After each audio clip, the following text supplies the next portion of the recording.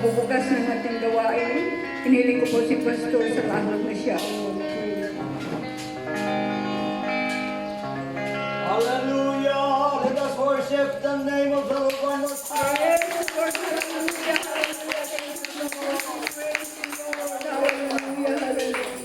Hallelujah! Panginoon, kami po ay lumalapit sa trono ng iyong biyaya upang ipabot sa inyo sa araw na ito na ikaw, Diyos, ay mabuti sa aming buhay. In the good times and in the bad times, hindi po kayo nagbabago. Salamat, Panginoon, dahil binigyan niyo po kami ng muling pagkakataon upang maihandog po namin sa inyo ang aming buhay, ang aming sarili, na isang haing buhay, Panginoon. Wala po kaming pinaka-the-best na maaaring maibigay sa inyo kundi ang aming sarili. Salamat sa presensya ng iyong mga anak.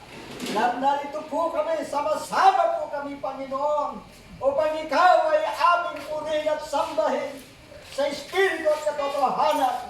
Samantalang ipagpatuloy po namin ang gawain ito, hiling po namin ang bawat tatayo, Panginoon, maggagamitin, Panginoon. Langisan niyo nawa, O Diyos, at ang bawat naririto, ang bawat umupo, nakikinig, Panginoon, ang bawat isa na naririto.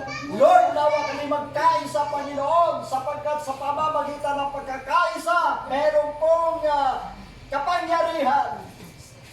Sa pamamagitan ng pagkakaisa, lalakas po, aalinaw mo po ang aming tinig, at yan po ang iyong nais, Panginoon, na sa tuwing may pagtitipon, iisa ang aming layunin, isa ang aming damdamin, isa ang aming hangarin. Walang iba kundi taas at luwalatin ang iyong pangalan. Patawad din po, Panginoon, ano man ang aming pagkakamali, batid niyo po ang aming buhay.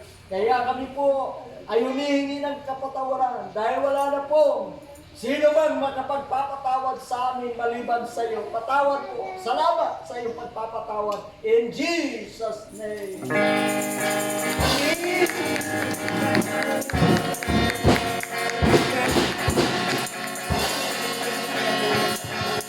Bago po ibigay sa ating song leader, ayos muna tayo ng isang awitin na ikaw ang usog na nilang Panginoon. Ang source ng lahat, ng lakas natin, ang buhay at himala. Ang puso, ang mga puso.